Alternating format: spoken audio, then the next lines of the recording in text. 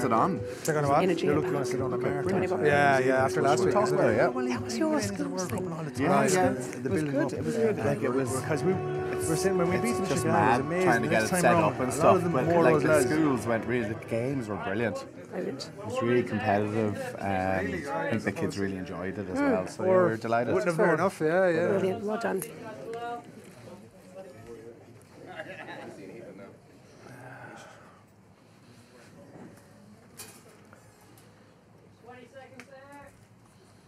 Right, everybody, have a good one. Loads of noise. Not you. Woohoo, excited.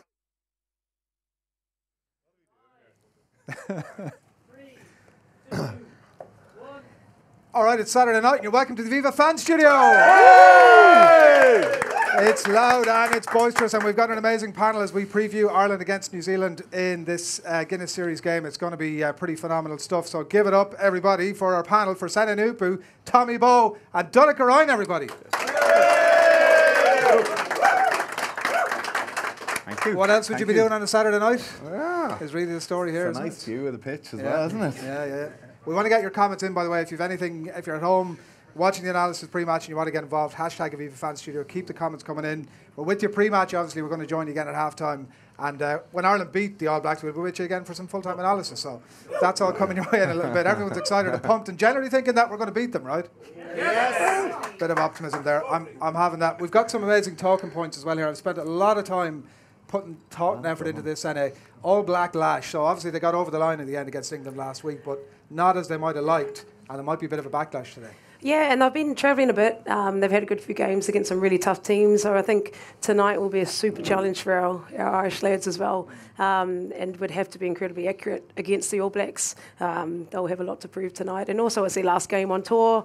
You know, they'd want to finish on a high. So in terms of our, the Irish lads, they're obviously up to it, but it'll be really, really keen competition. Yeah, I presume I thought you had a bit of news for us that you'd spotted the All Blacks on the lash. No. I did. On the way down there, I did. Like it. It's good. This guy's supposed to be the TV presenter. Hence why I'm never here. What do you think? Is that something they'll be talking about this week? Just about that sort of, geez, that didn't work out. We nearly got done last game of the tour. We need to put down a marker here. Yeah, I think so. I did something with Sonny Bill Williams yesterday, and he was there, and obviously he's injured for the match tonight, hurt his shoulder, but it was incredible to hear the amount that they are pumped up for this game. That the talk since they come up to the Northern Hemisphere has been about Johnny Sexton, about Joe Schmidt, about Ireland. We've heard it for the last couple of weeks. They are gunning for this game. It's world number 1 against world number 2. But from Sonny yesterday, you could kind of hear that they want to lay down a marker to show why they're number 1 and also what a gulf in class there is between 1 and 2. So it's going to be an incredible game. I mean, I can't wait for it. Hopefully, and I'm sure Joe will have something up his sleeve ready for the All Blacks. We obviously pieced our panel together very carefully tonight. We wanted to have somebody that obviously had beat the All Blacks at some point, Tommy, so that's why Donnacha's here. Thanks. Wow. 6-0, is that right? Disgusting. 6-0. 6-0, yes, 6-0. Versus 20% over here. This is, really? Yeah. Not bad. We came close. 2013, we were close. But yeah, still hurting from that one. So what about that sort of, you've been there and done it, Donnacha. What's the, that backlash almost from the All Blacks tonight? Yeah, I suppose after when we beat them in Chicago, we played them 2 weeks later, and what was really interesting was there was a lot of pressure on Jakob Piper, the referee, that night. There was a lot of tackles that were quite marginal, that were quite high, and it just goes to show how competitive they are. Like, they will do anything to win. So and then the guys will know that, and Joe, I'm sure, will have shown some footage of that game because he was quite aggrieved with the referee's decisions that night. And he kind of was outspoken in the media afterwards about it. But yeah, certainly I think they know they didn't perform fantastic last week, and you never see an All Blacks team play bad in 2 games in a row, really. So yeah, you've got the best team in the Northern Hemisphere against the best team in the South, and you're just going to see a really good game tonight. Well, they were never going to be beaten 2 weeks in a row at least, so that's the one little thing that we've to sort of hang on to. One of the other things we want to talk about was the perfect Irish midfield, Sene, and a huge amount made, obviously. This is your specific area of expertise about Henshaw not being there tonight, but in some ways, is that midfield that's been picked, is it very much a horses for courses that suits this game tonight? It'll be a fantastic challenge, and you know yourself, Bundy's played against Crotty for a number of years over in New Zealand in terms of so in terms of that and knowing how each other sort of played back then, and obviously they've evolved a little bit. That'll still be an exciting challenge, and great also for from our 13. But yeah, that'll be an interesting challenge because it'll be more Crotty on our 13, but. It'll be physical, won't it? It will be physical, it's Ringrose and Aki. Yeah, our set piece will be obviously key, so they'll be reliable in the midfield. Yeah, what do you think, Tommy? Yeah, I think that's going to be a really crucial area of the game. I think Ryan Crotty come back into the team for the All Blacks. He's a seriously clever rugby player. He might not be the crash bang centre that you're going to get, but he can make the backline tick. So he's going to be a player to look out for today for the All Blacks. But I think seeing Gary Ringrose as well, I think Gary this season has been playing some great rugby. And he is such a talent, but I think these are the games where certain players sometimes step up and make a real name for themselves. And I think for Gary, this could be a really good opportunity against the top team in the world, against the likes of Crotty, Gutu. I'm really hoping that Gary has a super game today. We know Bundy Aki, he was fantastic last week. I think he was probably Ireland's best player in my opinion. And I think that with Ringrose coming in here adds that extra bit of flair. Yeah, the percentage losses that I've put in here is we often hear after these games about the little percentage points sort of didn't quite go our way. And when you look at the players that we've lost, Sean O'Brien, Murray obviously not there, Levy out then as well, and Henshaw that we've spoken about, like that, there's a significant percentage loss there, Donnacha, isn't there? I mean, huge, to try and recover from that. But in the past, Irish teams, that's a massive spine of a team missing, whereas now we've so much depth there. The game plan that Ireland play now is quite attritional, but the provinces are so well coached, so well drilled, fantastic under-age structures. And Josh coming in this evening, I remember when Josh first came into the Irish setup a number of years ago, and I couldn't believe the weights he was lifting, and he was straight out of school. So these guys are very well primed, they're ready to go at such an earlier age, and just coupled with that experience, the likes of James Ryan as well, these guys are getting a wealth of knowledge from the likes of Dev there and Leinster set up the way they've organised things. It does feed towards the collective and a unified Irish team, which has been great. There's been a couple of injuries, that's the reason that Van der Floer starts tonight obviously, but what does he bring, to try and flip this question around a bit, what does he bring that maybe Levy doesn't or O'Brien doesn't? Shawnee's fantastic obviously going forward as well, and he's very good on the poach. Dan is fantastic support lines as well as unbelievable on the poach. Josh, I think this year he won set some record from the highest tackle count. This guy's GPS scores are incredible, and there's no stopping the guy.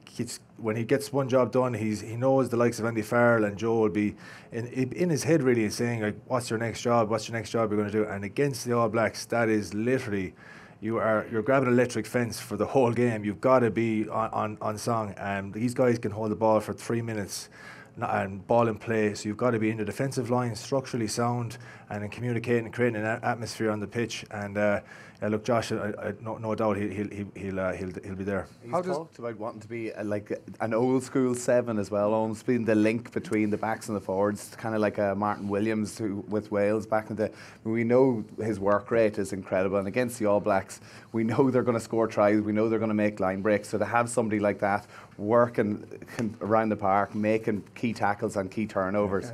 Yeah. And that's infectious there for everyone else looking at him. If he's making those big hits, then you're like, okay, Peter Manny, CJ Standard, that raises their game. That's what everyone wants. And when he's had the chance, when that's the thing with Leinster, when they're given a chance to play, they don't get it all the time. That they just pull out these incredible performances. So he's going to be one to watch. Yeah, I heard Fergus McFadden actually on Off the Ball earlier talking about how it is like a test team with Leinster, but almost that opportunity, Sene, that he gets tonight, is there almost a freedom from there, because like he hasn't been the first pick, there's a couple of injuries, and so it's almost like a shot to nothing for him. I'm sure he'll be well prepared for this, and like you guys would know better than anyone else, he'd be all guns blazing. I just feel that this game will be an exciting match for our game managers, our 9s and 10s on both sides, and we spoke earlier about out the All Blacks 9-10 combination having way more experience together as a combination compared to Irish inside backs all put together. So I think that's where the key will be in terms of organisation and reacting to certain phases. So during games things don't often don't happen exactly as you train, but in terms of that quicker reaction and anticipating certain things, I think that's where some gain lines and things like that will happen. But that 9-10 combo is a massive, obviously a massive part of this game. I mean, Johnny Sexton, I mean, what a year he's had. He's won the Pro 14, the European Cup, the Six Nations Grand Slam, the tour over in Australia. It's been all right, Tommy. I mean, he's doing okay, but he hasn't beat the All Blacks yet in this year. So I mean, it's Bowden Barrett is 2 times World Player of the Year. Johnny's obviously nominated for World Player of the Year. I mean, what a way to put your hand up for that. I mean, I think that at 10, that battle between those two is going to be enormous. Yeah. Exactly, and when that tight margin in 2013, and then the win again in 2016, that was a Murray Sexton combination. So this will be a great challenge for both the Nines today in terms of their management, and then defensively as well around the breakdown. Last week against England were really smart with their 9 being able to scoop and take a couple of the pillars out quite early. So that's really interesting, and it'll be interesting to see how they resolve the particular that defence on the breakdown. Key area of the game. Marmion then, that Sene brings it up, like that, his role today, Tommy, and he's such a different player from Murray, obviously, in a lot of ways. Is it about service with him today rather than game management? I think both. No, I think Kieran Marmion really needs to have the game of his life here today. I think, we talk about Conor Murray. He is world class. We all know how good he is. But I think it's almost a good thing that he's not involved, because it gives, there's 3 scrum halves who are all battling out to be that number 2 behind Conor.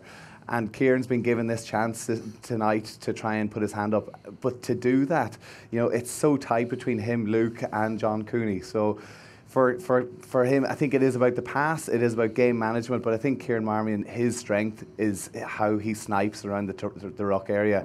We saw Conor Murray scoring against the All Blacks a couple of times by just going in around that pillar area where you're saying on the side of the ruck. So I would expect that for him to really have a good game, he will be looking to snipe and try and get kind of line breaks through the middle. Yeah, almost in a Rugby World Cup context, it couldn't be any better preparation almost for Joe Schmidt, Donnacha, in a lot of ways, that this was the whole thing post the last World Cup, build a bit of depth, build a bit of strength, and tonight is exactly what might happen in a World Cup potentially.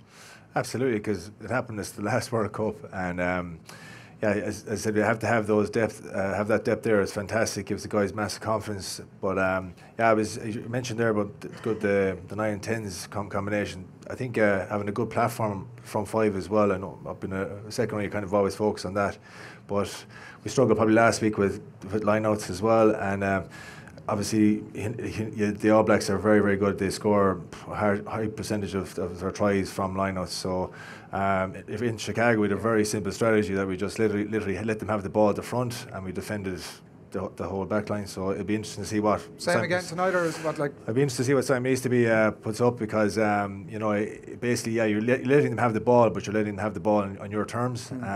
Also, as well, Dev is back in there as well. So he's obviously just... Joe relies heavily on Ireland being very disciplined, New Zealand giving away a few penalties, kicking the touch and attacking off the line-out, and he has a lot of trick plays off that.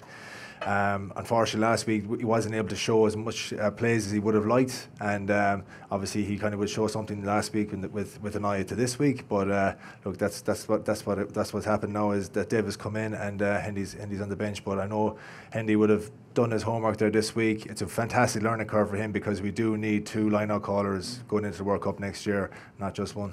If it was you, would you put Toner up and compete for them, or would you let them have it? I put Dave at the back and put James in the middle and let them have it at the front, and that's what we did in the first game. And the second test, when they had it here, they had 6 lineouts and they won all 6, but all 5 of the 6 were at the front. So they're on our terms. I know it's boring when people are listening to this, but it's actually as outside backs. You not always do that. You not always give them front, because to get a line out as a back, whenever you get it at the front, it's impossible to have a starter, because you've got pretty much the 6 other forwards plus the back line in front of you. So as a back, you always want to get the ball off the back of the line out. So I would have thought that that's obvious. No, is that not something? Absolutely, but then you have the competitive edge where you want to go after every single ball, or you've got stats, you're putting pressure on the opposition to win the ball at the front. So yeah, it then it puts the hooker under massive pressure.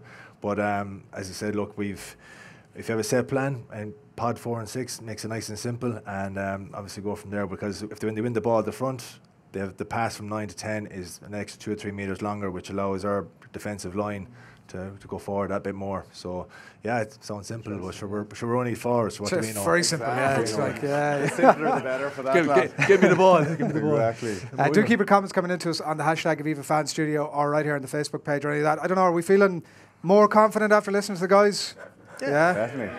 Right. I'm not 100% sure I buy all that. It's I was hoping for a bit of it, but so just in terms of what Andy Farrell would have had to have done during the week, Sene, like the All Blacks 69 tries in 12 games, like it's an impossible task in a lot of ways. I'm sure it hasn't just started post last weekend. I'm sure it's been ongoing for a few weeks, but just talk to us a bit about the task, if you all would, about the task that Andy Farrell has this week in trying to stop that threat.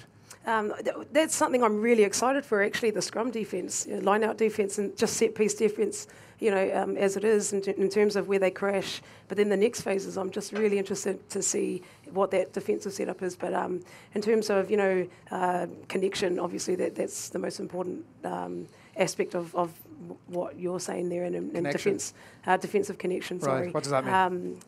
Connecting with, so for example, off the scrum, our 10, if the scrum is a left-hand side scrum, our 10 would typically connect with the 7 open side, and then the 9 as well. So, 7, 9, and 10.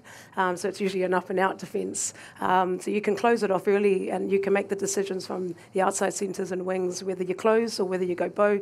But in terms of that connection after that first phase, the next phase is what I'm really interested, because All Blacks caught a few teams, in the last few games on their scrum move, heading one way and then literally going, snapping the other, or going the same way.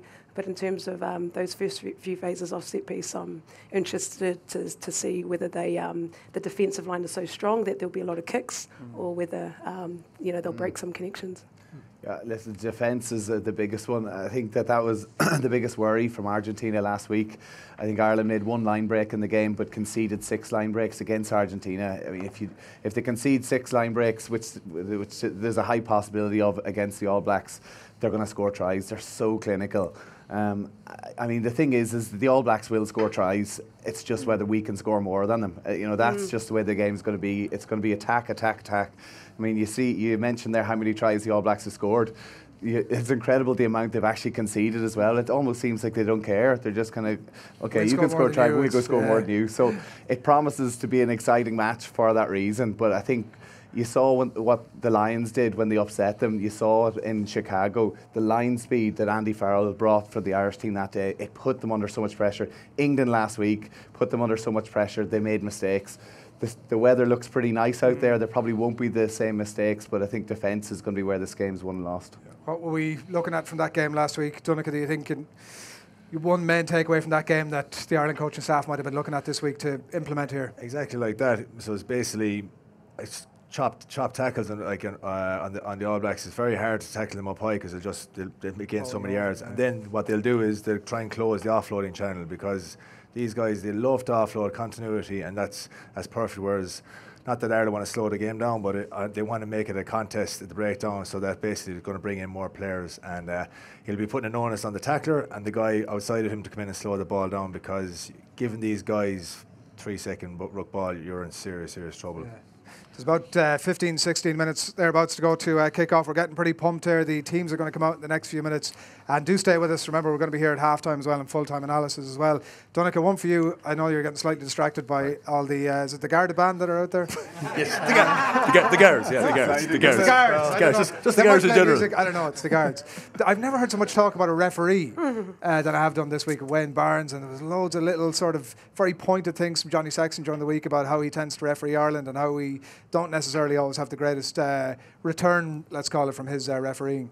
Yeah, I was on the receiving end of losing the final, so against Leinster. But no, I think Wayne is. That's what you're saying. Yeah, he's fantastic. Yeah, but no, genuinely Wayne is top guy, and from a player, all you can ask for is that this guy is going to be consistent, going to be communicate to the players on the pitch, because you're so tired, and basically he wants a good game, and obviously the players want a good game as well, and you don't want as much disruptions. I've never had any much of an issue with Wayne at all, to be honest. Look, he's his own man, and that's it. Like, that's the guys who got to realise how he's going to ref the game tonight. In the first 5-10 minutes, he's going to probably set the tone. And I think look, the boys are basically in their heads that Joe is refereeing as well. So the boys are very well drilled in their discipline. What do you mean by that? So basically, obviously, when Joe would analyse a game, he would obviously, you got the penalties the referees given, and then there's Joe's penalties as well. So he was literally trying to create better pictures for the next game, knowing full well that the next referee that Ireland have, that could ref it differently. Exactly. Right. So you're preempting the future problem, which is very, very clever, and is constantly making the players aware of the rules constantly, and making sure that they're up to speed, because the first thing to go when you get tired is your head, and then you start giving away penalties. And as Tommy's saying, with the All Blacks, they just keep coming at you, and the last 20 minutes they scored the majority of their tries. So but the good thing from the Irish point of view is our fitness levels are the place where we can compete, and at the same time we have the attack strategy as well. So there's a lot to be hopeful for. So that's great cracking on Monday morning, is it? Yeah, that's great. Painful. Yeah, no, it's not a fun place. Were you ever on the end of one of those? I wouldn't normally be giving many penalties away because it wouldn't be in any rucks. So, but it's the cover. I mean, those Monday meetings are you genuinely lose sleep. I mean, I actually remember being on the pitch at one stage and kind of being at the far side and seeing this big open space on the pitch, and it wasn't the fact that I thought I need to get over there because I want to catch the ball. It was I want to get over there because if I don't get over there, Joe is going to pull me up on this on Monday. So that's perfect. That's what he wants you thinking. Yeah, that's exactly. Perfect, it's phenomenal. Yeah. The way, he has there's so many camera angles here that we get for television. He seems to get a whole pile more, and he just looks at the game. So you kind of think, oh, you're sitting at the video analysis and you're kind of thinking the ball is there, I'm well out of shot here. No, I'll be fine. I'll be fine. And then he just goes, hit camera 3 there, and you just see yourself, you're like, oh no. But that's his attention to detail. Yeah. That is how meticulous he is. And exactly as Donnacha said, he penalises. So even though a player might think, oh, I did something wrong there and I got away with it, Joe will pull you up on it the following week. So it's not about getting away with things. He wants us to be cleaner than clean, so that we don't give the referees an opportunity to penalise us. And I think that was something last weekend. We gave away quite a few penalties. So that will be a hot topic, I'm sure, this week. Yeah, I'm sure that meticulousness hopefully will come into play in here a little bit. The fireworks are going up, so it's almost time for us to get out of here. But first, a sweep of the panel to get who you think is going to win and by how much. Sene, straight in. Controversial. This is interesting. Are we starting this way a bit later? No. Actually, I'll put one on for a Dress it all back as well. Oh, God. Oh, okay. So I changed last week. It was within 7, but I'm going for 27-13. You are an all black. I love wearing black anyway. I wear black anyway. You're going 27-13. 27-13. To New Zealand? Sene, what are you doing to us? Either way. To Ireland. Either way. That's totally fine. That's totally legit. We can stomach that. Tommy, what are you having? I'm going Ireland by 4 points. Good, yeah. That's more like it. Donnacha? Ireland without the bonus point. So very good. They could become important, you never know. You never know. That's it from our amazing panel for the minute, and from our amazing Aviva Fan Studio audience. Give it up. We're going to be coming your way again at half time, so come back for that, and again at full time. That's it from us for the minute. See you in a bit.